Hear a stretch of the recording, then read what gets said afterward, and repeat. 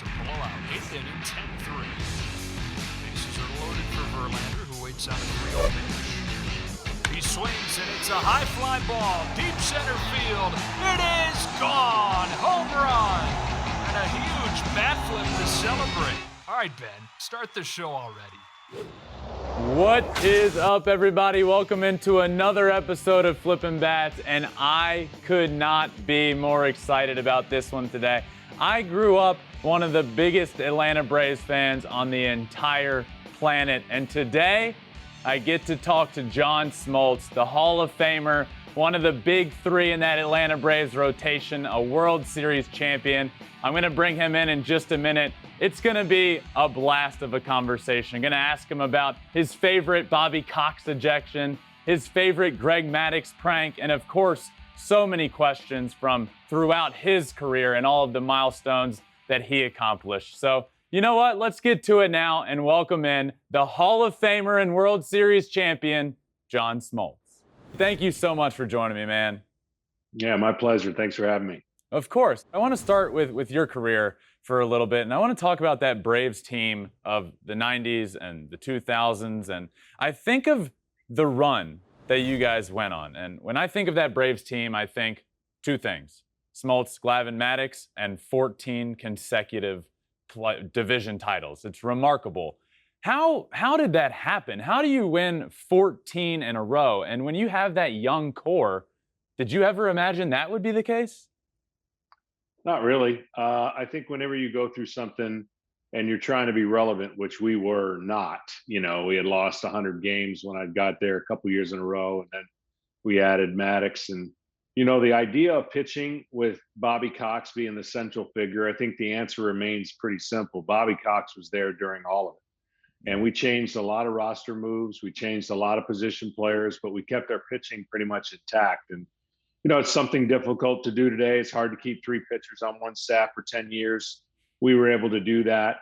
And I think when you establish yourself on the mound, that you can hide some, warts or some deficiencies if you're consistent on the mound. And certainly we would have liked to have been more successful as far as championships. But getting to 14 straight postseasons is something that I don't know we'll ever see again. I agree with you. I don't think we do. The consistency is remarkable. But you mentioned, so 95, the year that you did win the championship and you became a World Series champion. When you look back on that year, what's some memories that stick out that you remember from that year? I remember being under a lot of pressure as a team because we hadn't won a World Series. We had lost, the two coming in, and we hadn't really. We were, 91 you could toss up. I mean, that was an epic World Series. 92, we felt like we had a much better team. 93, we didn't get to the World Series, but we felt like we were such a much better team, and the Phillies beat us. So 95 was something that no one wanted to deal with, start talking about losing your third World Series. And somewhere in sports, there's something wrong with the narrative when they focus on that instead of the accomplishment, getting to 3 and 4 years. So I think the biggest thing that I remember is that it got harder. They added a wild card division and a wild card team, which was the Colorado Rockies. They were the scariest team that we played, in the beginning just to get to the end. And I just remember facing three dynamic offenses, and shutting them down was something that was, pretty remarkable, in how we were able to win that last game 1-0, of course, on Tom Glavine's gem against Cleveland. But Cleveland was loaded. The Rockies were loaded. The Reds had a great offense. And I kind of think we went through three of the best offenses that we had ever faced in one particular time. And there was a lot of pressure on us, and being able to deliver was pretty huge. Was that 95 team the best of the bunch? It was the World Series championship team, but was there another team in that run of division titles that you think was a better team than that 95 team? I thought 93 we were really good. And we ran out of gas against the Phillies. They pulled off some miracles. That was when they had the bases loaded, nobody out in the ninth. Oh, yeah. And we did. And Mitch Williams came out of a couple jams there. But, 96 is the one that haunts us the most, I think, because 96 we were going to go back to back. And we had come back from 3 games to 1 down against the Cardinals.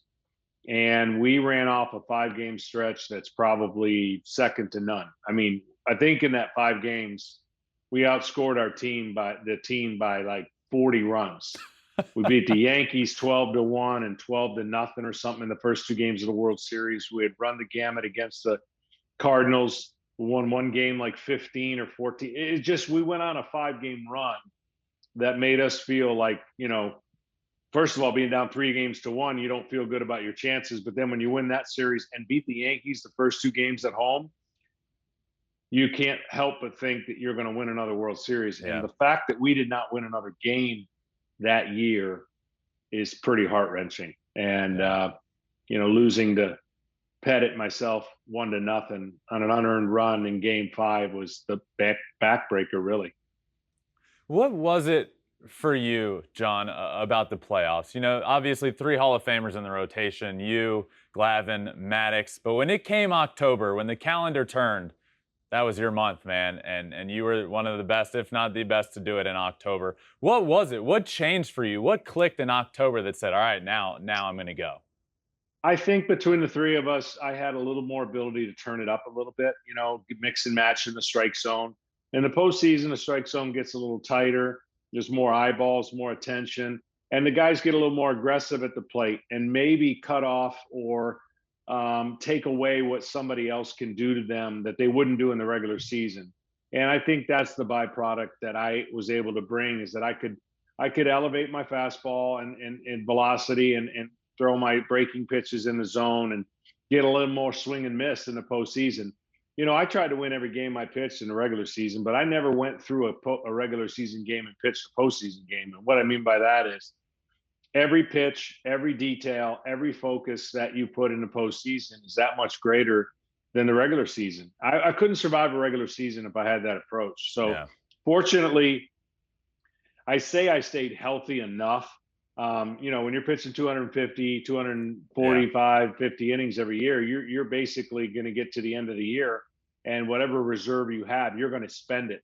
And imagine doing that 14 years in a row.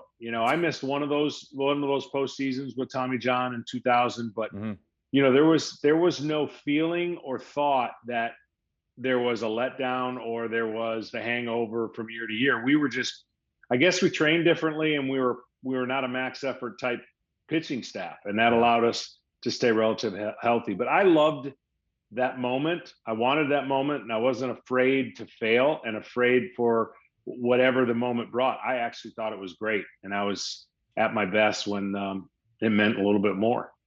Yeah, the 3 of you are so competitive. Were you guys competitive with each other? Like, would you wager amongst yourselves in season, trying to propel yourselves better, and then all collectively you guys became great because of how much you guys leaned on and competed against each other?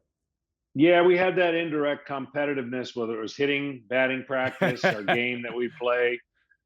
We took a lot of pride in our pitching, and we play golf a lot. And we never did it to the point where it was ever going to get somebody so ticked off or, get personal. We knew how to separate the game and have fun on the field, and really pushed each other indirectly without ever saying anything. There's a lot of pride in making sure that if Tom Glavine threw a complete game 4-hitter, then Greg Maddux would, or I would have to throw a 3-hitter or throw a complete game, so no one threw a no-hitter, so we never had to reset the clock. There was always room to improve. Oh, that's great. So I want to ask, because you were the only pitcher ever with 200 or more wins and 150 or more saves, which is remarkable. I know you got injured in that season, as you talked about, and had to get Tommy John and came back. But what was that process like of shifting into the bullpen? Was that your idea? Is that something you wanted to do? Or is that something at first you were reluctant to do?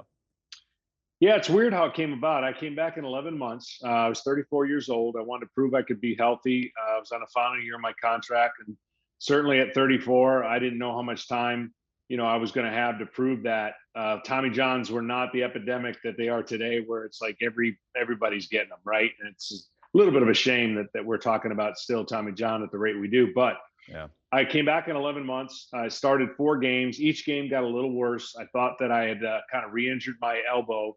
And I pretty much had it. You know, I was very frustrated in New York. I remember ripping the jersey off my back saying, I can't do this anymore. And of course, the trainers just kind of waited me out and knew that I was just a little bit emotional about the pain that I was dealing with. So they told me, we're going to take, go see Andrews in Birmingham, see what the deal is. I went, and he told me I just had tendonitis and I had to wait it out. So I waited about a month or so, and I decided the only way to help the ball club in the best way that I thought I could would be pitching out of the pen. So I told my manager I was going to go to the minor leagues and just kind of work on this. And he wasn't keen on it. He didn't think that would be a good idea. Yeah. He said, I'll wait for you to be a starter, but I didn't have that opportunity to get ready at the level I wanted to. So I went down, rehab. Once I knew I could throw 3 days in a row, I declared myself ready, went up to the big leagues. The ironic thing about it, Bobby, was nobody knew what they were going to get, and he said, I'll get you in when I can. And I got in like an insignificant 8-run inning in the 9th inning. We were up like 8. And I think I struck out the side throwing 98 and maybe 99. And everyone's eyes were like, they couldn't believe it. So I stayed in the pen, worked my way the last month, September. I ended up being the closer, finishing off 10 of 11 games. And I just knew I'd go back to starting. Well, that offseason and negotiations didn't exactly go that way. I was told I'd be the closer if I was going to stay in Atlanta, which I wanted to do. It's not my preference. I had to learn a whole new routine and a whole new job in a short off season. I decided to do it. It was a chaotic ride. It was like a roller coaster, but at the end of the day, it was pretty incredible for 3 years. My first year, I get 55 saves, which is you never can dream that's going to happen. And that pretty much cemented my fate, I thought.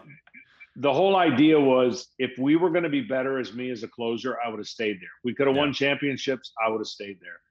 The next year, I had 34 saves at the All-Star break. So that's 89 in a year and a half. And I just knew my arm couldn't handle this kind of workload. And eventually I went on the DL. At the bottom line was we didn't win a series. And the third year, I think me closing, I led all of the starting pitchers in innings pitched going into game 5 in a 5-game series. That's ridiculous. And I just said, you know what? I want to go back. And I was given the opportunity to go back. And they thought I was crazy. Everybody came out of the woodwork saying this is the stupidest thing you've ever, no one's ever done this. Didn't start a game for 5 years in essence, and was able to return and throw 230 innings that next time.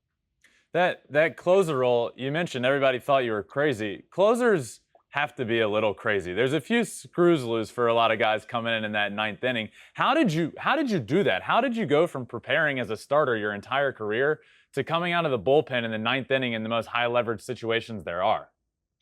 It's going to sound a little counterproductive. I told you I'm not afraid to fail, and I love pressure. And I think the one thing I did is try to create a simple approach. First of all, that I'd walk out of that door, I had a feeling that I could give it up. And the reason I would say that is because I never wanted to get comfortable thinking that a 3-run save or a 2-run save or any kind of save would be easy. So I put myself on immediate notice to say, don't get carried away and be on point, get the first hitter out. So I always thought about getting the first hitter out, because if I did that, no matter what the score was, I was one pitch away, if I gave up a hit, of a double play getting out of the inning. Yeah. My philosophy was it's going to happen fast one way or another. I'm either going to get the save fast or I'm going to give it up fast. And what I mean by that is I wasn't going to kind of lallygag around. I was going to come after the hitter. Mm-hmm. Now, of course, if it's a 1-0 or 1-run game, you're not just going to lay it in there. But I threw a ton of strikes as a closer. And I think a lot of closers nowadays are trying to kind of humiliate everybody, and they feel like they got to strike everybody out. And they throw about 30 pitches sometimes to get the save, and they become less available for their team. So it worked for me. I never gave up the idea of pitching. I didn't rear back and just throw. I did throw it harder because I could at one inning at a time. And there for a while, I think the second year, we lost a lot of our bullpen help, and I pitched a ton of 1+ out saves, and it became a little bit more of a burden to come in and, get those 5 outs, 6 outs, 5 outs, a lot. So it definitely took its toll on me. I've thrown 300 innings in 1 year. I've thrown through 260 basically in the regular season and almost 40 in the postseason. Never have I been more exhausted and tired than going through a campaign as a closer, because everyone forgets about the ups and downs. So there's no doubt it's not easier on your arm.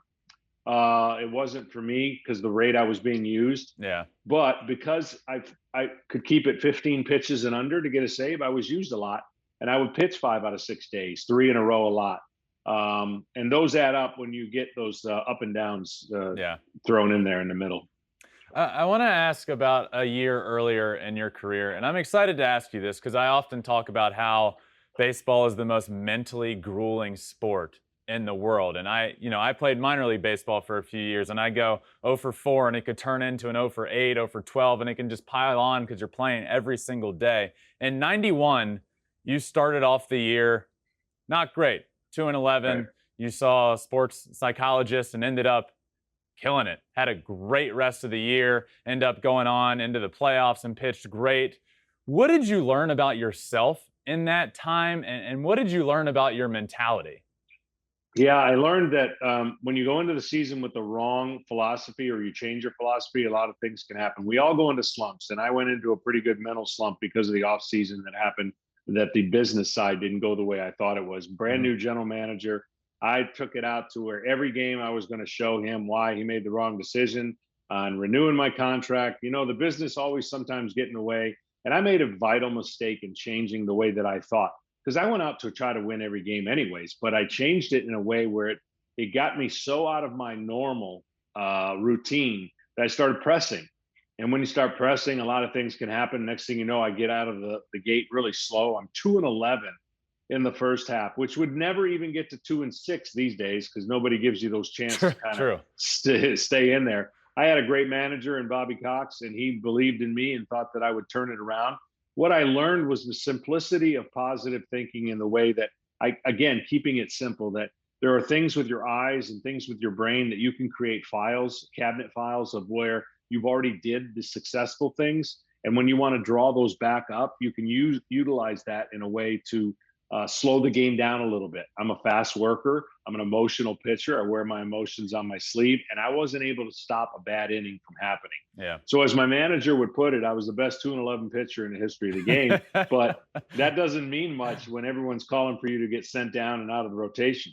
So the reality of what I did, which was so simple, and the media kind of made it a bigger story, unfortunately, because they never really wanted to interview me. They wanted the story to grow and be bigger than it is. Yeah. I didn't lay on a couch. Nobody TikToked me into a great pitcher.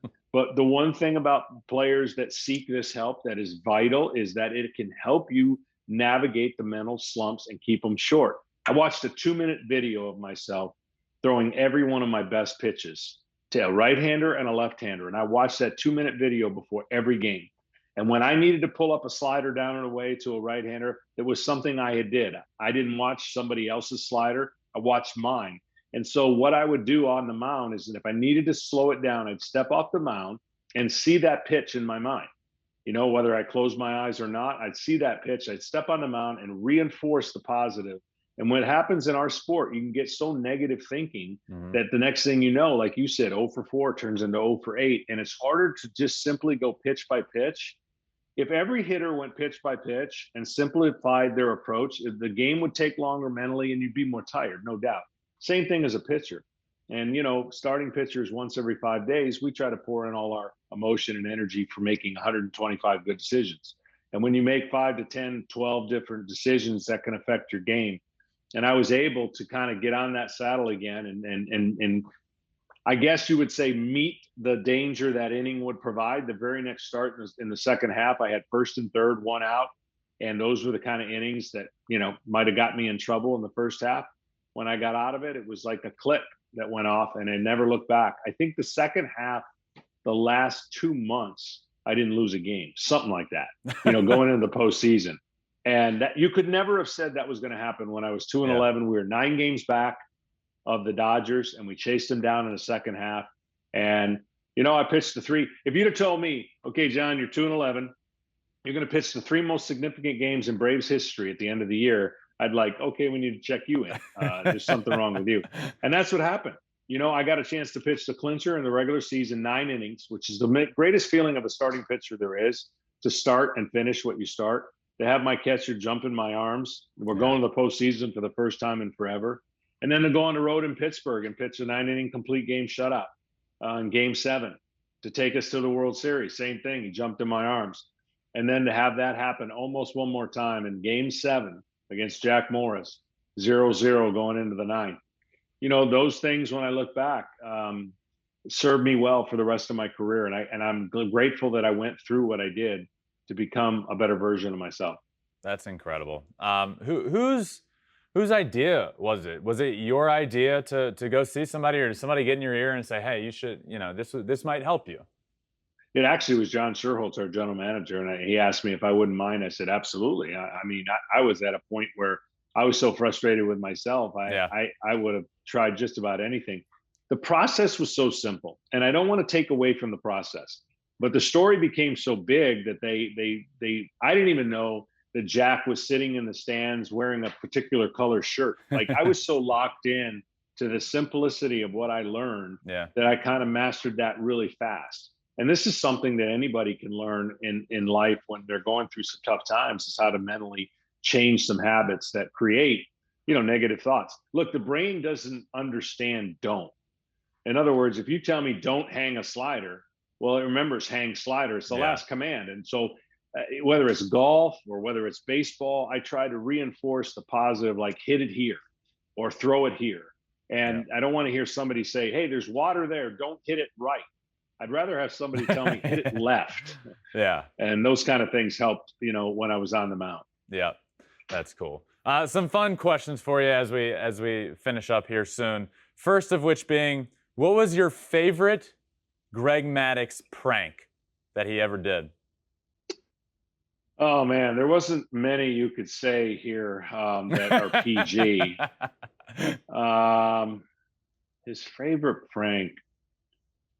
He used to do things that, well, let's just say you didn't want him riding in your rent-a-car because he was going to make sure that you didn't get your deposit back or something like that. No, he basically was, he didn't do any bodily harm to anybody, but he's lucky he didn't get beat up. Let's just put it that way. That's great. Your favorite Bobby Cox ejection of all time? Oh man, it's going to be my ejection. Actually, I got ejected in Cincinnati in the bottom of the fourth with a big lead. It was an undue ejection. It was a mistake. I was backing up third. I was close to the bag. The runner slid past the bag. Chipper tagged him. I came in pointing to the tag, and the umpire in his rotation stepped on my foot and immediately ejected me. Now, of course, I lose my mind because I did nothing wrong, and he said that I bumped him. And of course, we are chest to chest, and I'm yelling at him saying, this is unbelievable. You don't know what you're talking about. And then Bobby comes out and puts his hand between the umpire and me to separate us, and then he gets ejected. And there were so many things that he said there that I couldn't say on TV that were so funny when I look back, because he was going crazy over the umpire. And he told me, he said, John, you're not coming out of this game, go stand on the mound. So I'm standing on the mound with my arms crossed like a 5-year-old. And I said, I'm not coming out of the mound. My manager told me I'm not coming off the mound. And it was one of the most epic ejections, because the surprise of taking out your starting pitcher, and it did nothing wrong. I didn't even get suspended. I lost a win. And those are the kind of decisions I always wish were, they say they're irreversible. Those are the ones that cooler heads should come across and be able to say, I made a mistake there. But there were so many that I'm going to be the first to tell you that Greg Maddux got Bobby Cox ejected way more than me and Glavine. Way more. And a couple of them he did on purpose, because he just knew Bobby would kind of go off on the umpires. One of the favorite sayings of Bobby that I had, I'd always sit next to him in the dugout, is it would be the top of the first, and he would yell to the umpire, both ways, Blue. And somebody would have to remind him, we haven't even gotten to the bottom of the first yet, Bobby. So yeah, those days are gone, but he was, he fought for his players. We always asked him why he wouldn't let us pay for some of the fines, and why he did it as much as he did. He said he'd rather keep the players in the game, obviously, than himself. So it was an amazing amazing to watch all those years and him getting ejected. You knew when it was going to happen too. You knew it's like, here we go. And that's why we would say to Greg Maddux, don't tell him that. Like, he'd ask a question, where was that pitch? And Bobby would ask Greg, where was that pitch? And Doggy would go, it was right there, Skipper. And as soon as he said that, he would walk back up, and then within 10 minutes, he would get ejected. That's great. In your career, the toughest batter you faced, or like your toughest out? Yeah, it's Tony Gwynn. I mean, Tony Gwynn is by far one of the greatest hitters of any generation. He would be able to survive in any generation. He hit 444 off of me. I think I struck him out once. And the most amazing statistic that I can tell you about Tony Gwynn, Pedro Martinez, myself, Tom Glavine, and Greg Maddux. We struck out over 12,000 guys collectively, okay? We faced over 300 times, 280 to 300 and some times we faced Tony Gwynn. Mm-hmm. And collectively, the four of us struck him out 3 times. Oh. So just think about that. Like, he's had more 4-hit games than he's had 3 strikeout games or you know, just like, it's just ridiculous. And the way that his craft exceeded everybody else's, you know, because he was so good at putting the ball in play and getting hits. And, you know, they say he might struggle in today's generation with velocity. Absolutely not. He would get more walks. He would be able to hit the ball the other way. They couldn't shift him. And he was just the greatest hitter of our generation.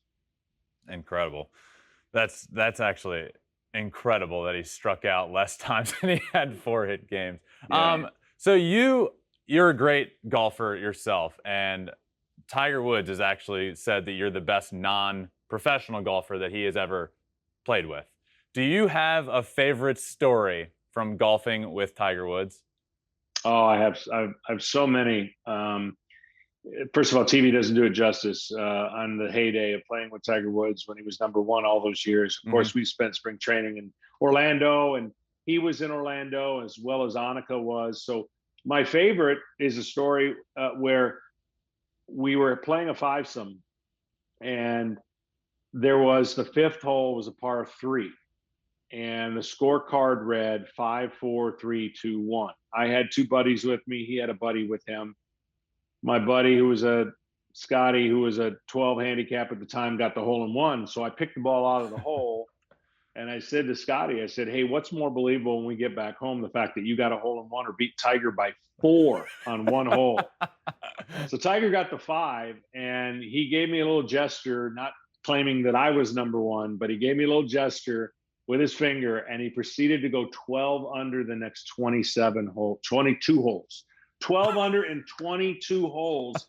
And he went to a gear that is just unbelievable. And that's why with Tiger or MJ, the greatest of the greats, you don't talk trash. It's because they know they're going to go to the next level. So Tiger was a blast to play golf with. He took me from spring training to the Masters to play a couple weeks before the actual Masters tournament. Mm-hmm. And I just learned so much, of course, watching him and playing with him and Annika at the same time. So when he makes that remark, it's flattering, but I don't know how many amateur players he actually played with. So I'll be glad to be the #1 contributor to his fund for all those years. But we had a blast. He loves sports, loves competing. And obviously it's a miracle what he's doing right now. Well, one that he has played with is my brother. So my next question to you is, you show up to the course one day, you're playing with Justin. How many strokes are you giving Justin on the golf course? Well, he's gotten to a level now where I think, you know, he hits it 30 or 40, maybe 50 by me. I think I've got to give him 2 aside. Right. I think that's about it right now. He's gotten his game. I played with him forever ago when he was with the Tigers, and I was still doing some broadcasting, and his game is rock solid from a distance standpoint, and he just doesn't play as much as I do because he's involved still in dominating hitters. But yeah, we played at MJ's course together. We were partners. Glad to say that we won, and I'm enamored with how far he can hit it. Love that. So, all right, to finish up here, let's talk about your transition into the booth. What was that process like for you? And was it an easy transition for you to go from the playing field to the booth?